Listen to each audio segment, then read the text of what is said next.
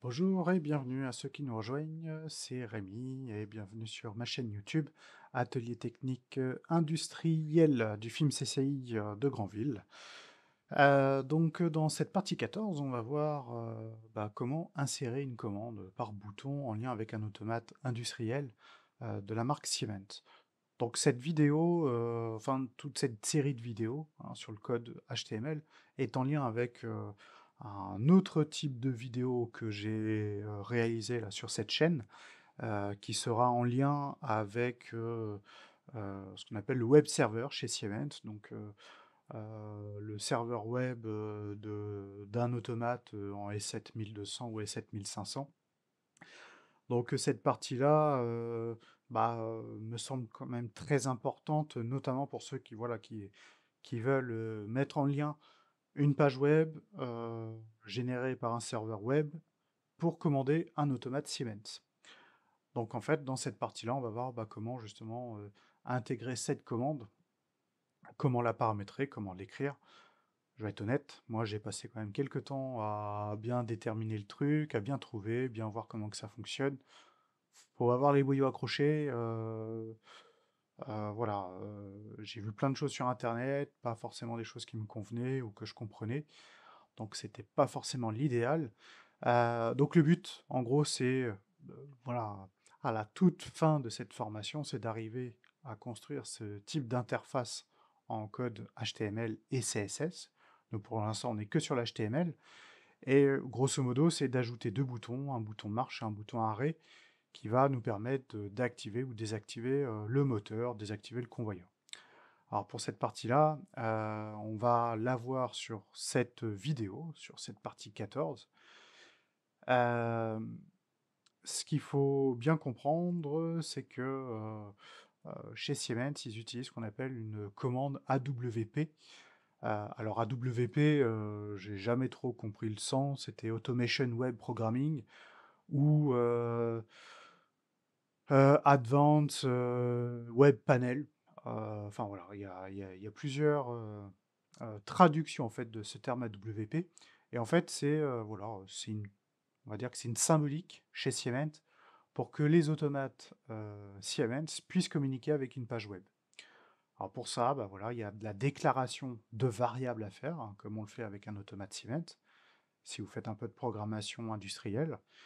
Euh, donc on va voir ça dans cette vidéo. On va voir ça directement avec la page web ici convoyeur. Donc nous on va ajouter ici 2 boutons, hein. Donc 2 boutons, ils seront moches, hein, c'est normal.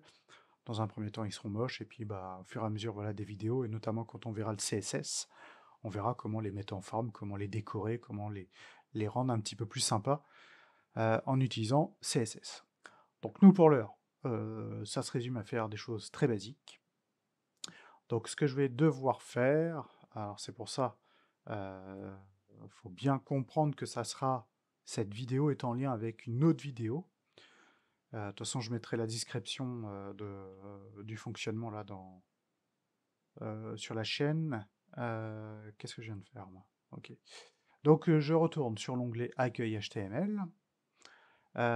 Sur cet accueil, je vais en fait en en-tête directement, je vais déclarer ces commandes. Donc ces nouvelles commandes, ce qu'on appelle des commandes AWP.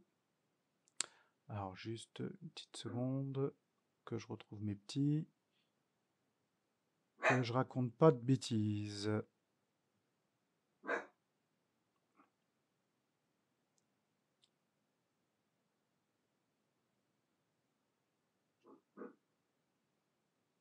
Alors voilà. Donc juste avant le doctype, hop, je vais déclarer mes commandes. Donc c'est très particulier. Alors ça, on le retrouve dans la doc de Siemens. La doc des automates Siemens, moi j'ai mis quand même un bout de temps à le trouver. Est-ce que j'avais pas la mise à jour? Est-ce que j'avais des choses manquantes de mon code? Je ne sais pas, mais voilà, je peux vous garantir que j'ai mis un certain temps. Ça s'écrit AWP, tiré du bas in, tiré du bas variable. Alors, in, c'est I majuscule, N minuscule. Alors, la syntaxe est super importante. La moindre erreur de saisie, et puis ça y est, on est foutu. Ensuite, c'est une virgule en haut comme ça, apostrophe. Ensuite, c'est mettre des guillemets. Entre les guillemets, nous, on va mettre DB1. DB1, pour l'instant, voilà, on ne sait pas ce que c'est. Enfin, chez Siemens, pour ceux qui connaissent le langage Siemens, DB1, ça sera un bloc de données qu'on va créer sur le projet Siemens. Bloc de données qu'on va appeler DB1. Voilà, tout simplement. C'est une boîte dans laquelle on va mettre tout un tas de variables. Et les variables, eh bien, je vais en créer une qui va s'appeler point minuscule marche conv pour marche convoyeur. Fin d'apostrophe, deux tirets et le symbole supérieur. Donc là, moi j'ai déclaré ici une variable qui va communiquer sur le code HTML et qui va communiquer avec mon automate Siemens. Donc on va rester sur cette variable-là pour le moment. J'enregistre. Et cette variable, comme je l'ai déclarée ici en en-tête de mon code HTML, je vais réutiliser à un moment donné la db1.marcheconvoyeur dans ma programmation. Moi, ma programmation, je veux l'intégrer directement sous l'image du moteur. Alors, c'est très hiérarchisé, vous allez vite comprendre pourquoi. Je vais vous expliquer aussi à la fin.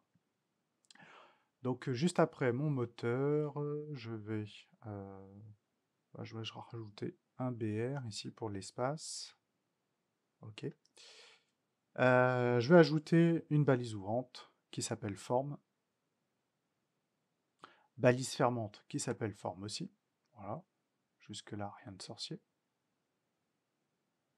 Je vais même la décaler un petit peu comme ça. Voilà, que ça soit clair.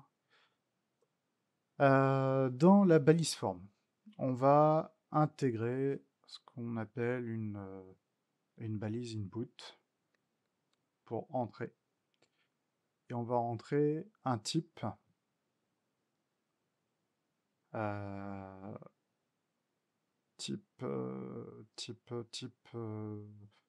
ouais, tout simplement type. Hop, non, je ne vais pas mettre de couleur. Je vais rajouter autre chose qui sera une valeur, donc value, égale les guillemets. Dans le type, on va mettre submit. Et la valeur, ça sera marche convoyeur.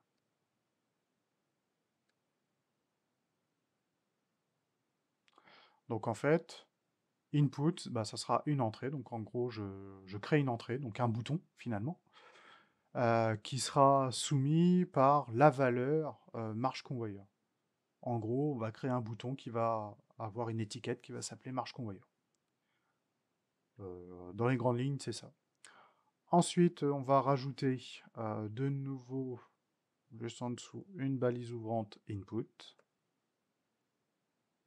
Mince, c'est input que je veux. Input, type. En type, je vais mettre hidden.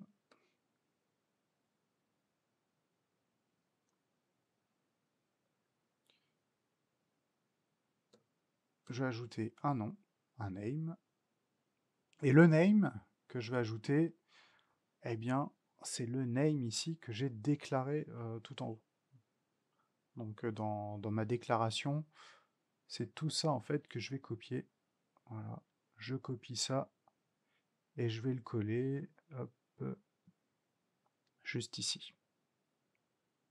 Donc directement dans name, tac, tac, tac, ça je vais même pouvoir les enlever. Voilà, je colle comme ça directement. Donc le petit apostrophe, ouverture de guillemets, le nom de mon DB, de mon bloc de données, je ferme les guillemets, point marcheconv, qui correspond à ma variable marcheconv qui sera présente dans le bloc de données DB1, et je ferme par l'apostrophe, et je rajoute value, auquel je mets la valeur de 1. Alors grosso modo, ce qu'on vient de faire ici dans le form, eh ben, c'est ce qui va me permettre de mettre en marche le moteur. Donc si ça me permet de mettre en marche le moteur, il va falloir que je fasse grossièrement la même chose si je veux mettre à l'arrêt le moteur, tout simplement. Eh bien, je vais copier tout ça. BR, compris. Je fais je passe à la ligne, je colle. Et ici, je vais garder presque les mêmes termes, sauf que plutôt que ce soit marche convoyeur, ça sera arrêt convoyeur. Le hidden, je le garde. Le name, on va garder la même variable, donc ça sera exactement la même variable, sauf que cette fois-ci, je vais la passer à 0. Donc, grosso modo, j'ai qu'une variable, donc on va partir du principe que c'est comme si c'était un interrupteur. J'appuie sur l'interrupteur, il se passe quelque chose, je rappuie sur le même interrupteur, il se passe quelque chose d'autre. Et je vais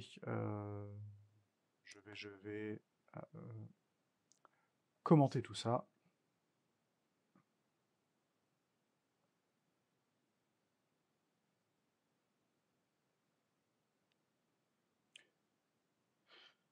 Ci-dessous, commande pour mettre en marche le moteur. Je copie. Ci-dessous, commande pour mettre à l'arrêt le moteur. Et là, c'est commande en marche. Voilà. Hop, j'enregistre. Est-ce que j'oublie quelque chose? Je vérifie. Non, ça me paraît OK. Ça me paraît bon. OK, j'enregistre. J'actualise ma page web. Donc je fais CTRL-R. Et là, je retrouve bien mes boutons. Je retrouve mon bouton marche convoyeur, arrêt convoyeur. Et ce que je retrouve en plus, c'est dans ma barre d'outils. Normalement, si j'appuie ici sur marche convoyeur, bah, je vois ici son état actuel. Là, dans ma barre d'adressage, je retrouve le nom du DB1, sa variable, et quelle est la valeur actuelle de la variable. Donc là, la variable, elle est active. J'appuie sur arrêt convoyeur, la variable est désactivée. Donc ça, bah, ça va nous être utile sur la partie web serveur de Siemens. Alors, je ne sais plus quelle vidéo, ça correspondra à quelle vidéo pour Siemens. Alors, attendez, je pourrais éventuellement le retrouver. Tac, tac, tac.